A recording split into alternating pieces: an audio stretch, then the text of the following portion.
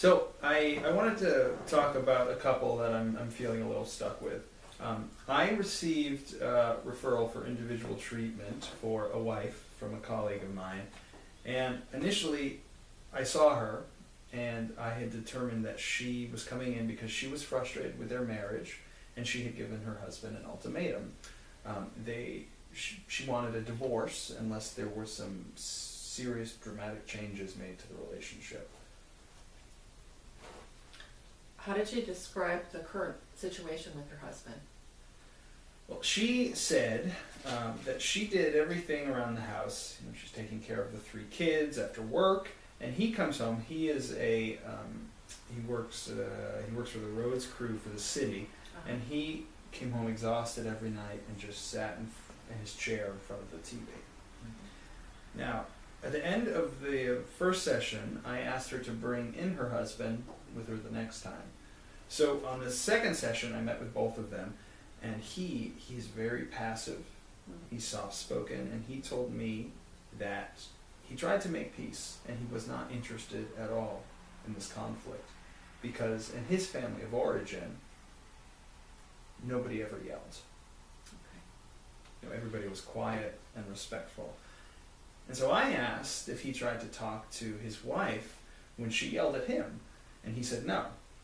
He said no, she's a fast talker and she's more quick-witted than I am. So what did you do next? Well, I turned to the wife and I asked her what she thought about making some changes to her behavior. And she said that she didn't think she could because she, and her family, when she was growing up, everybody had to scream and yell to be heard. So she wasn't really interested in changing and didn't think that she could.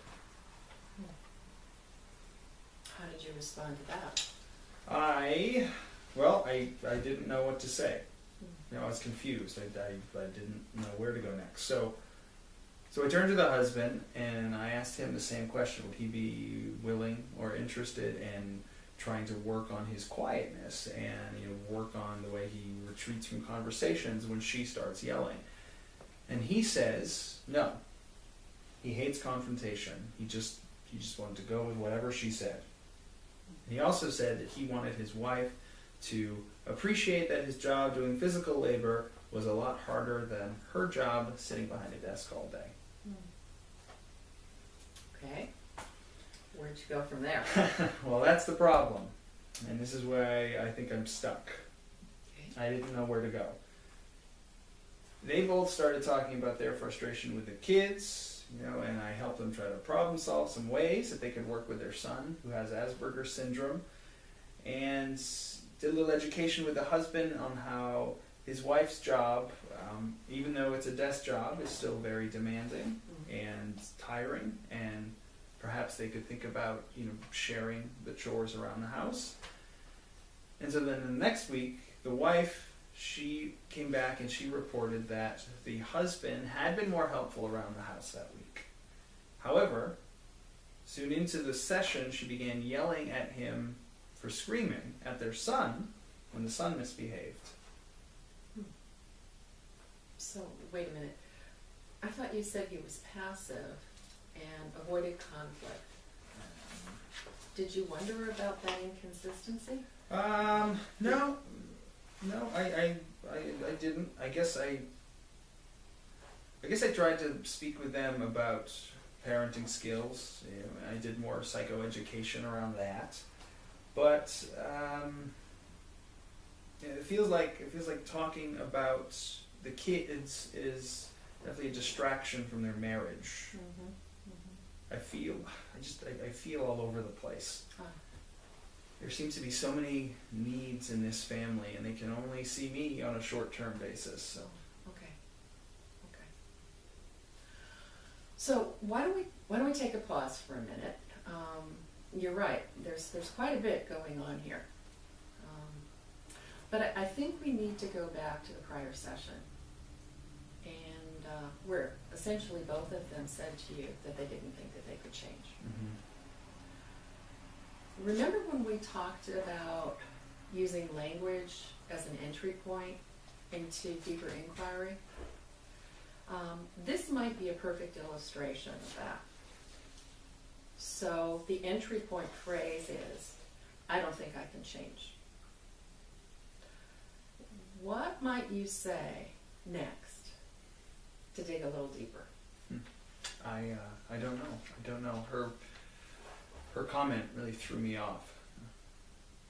Okay. What do you think she would have said to you if you repeated her phrase back to her?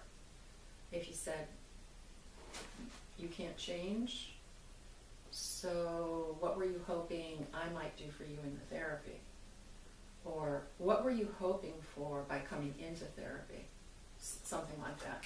Well, I assumed that what she was really saying was that she wanted a way out, and I wanted to try some other interventions first. Well, that may be a part of what was being communicated under the surface, but unless you ask her directly about expectations, they remain under the surface. Remember when we talked about paying attention not only to what's being said, but also what's not being said? In this instance, what she isn't saying forces you into a position of assuming. So this could lead into dangerous transferential territory down the road. You see, you have no real contract with them, as to what they rightfully can expect from you. And if they both are unwilling to change something fundamental about how they interact with each other, it all falls back in your lap. Yeah, I see what you're saying. We're kind of operating in the dark. Whatever remains unspoken as a secret hope or expectation of the therapist has the potential to erupt as a negative transference. You see, right now we're talking about quadrant 3 in the book, loyally waiting for you to fix something about the situation. But what might happen when they get tired of waiting? Yeah, as we're talking about this, you're really helping me to get in touch with some of my nervousness about this couple. I get the feeling that they come in each week expecting me to lead them somewhere, you know, to give them answers.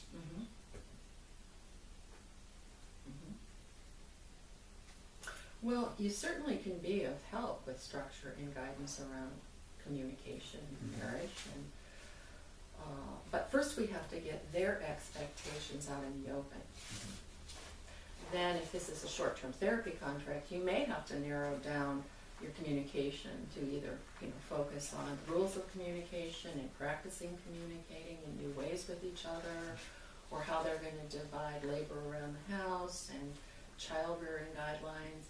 But at this moment in the treatment, do you see how this is an entry point that forecasts a potentially loaded transferential issue down the road? Well, I see it as getting clearer about goal setting for the treatment. It is that too. It is that too. But when you direct it back to yourself in the room, in the communication between the three of you, and you say, how is it that you want me to be of help?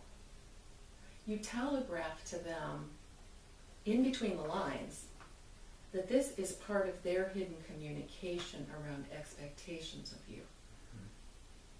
I think I see what you're talking about. That if I don't go this route, it may eventually blow up transferentially. That's right.